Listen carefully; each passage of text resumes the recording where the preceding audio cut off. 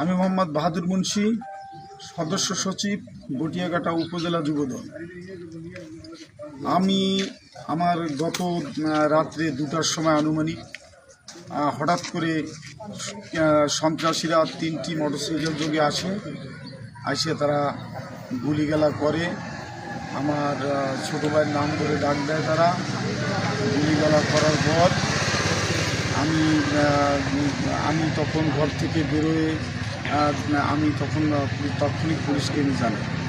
তারপর পুলিশ আসার পরে 3টা কার্তুজ পায় পুলিশে, 3টি গুলি করেছে। আমার থাই গ্লাস আপনারা দেখেছেন, পরে থাই গ্লাসে গুলি করেছে, দরজায় গুলি করেছে, বিভিন্ন জায়গায় গুলি করেছে।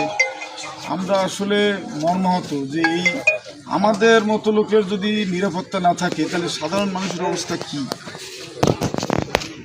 আর আমি প্রশাসন এবং আমাদের যারা ঊর্ধ্বতন নেতৃবৃন্দ আছে বিএনপির, তাদেরকে আমি বলবো যে আপনারা যদি এর ব্যবস্থা না নেন তাহলে এরকম অহরহ ঘটনা ঘটতে থাকবে।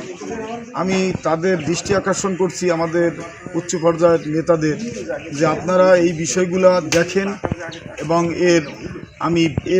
যারা এই ঘটনা ঘটাইছে তাদের চিহ্নিত করে এদের আইনগত ব্যবস্থা নেওয়ার জন্য আমি অনুরোধ জানাচ্ছি।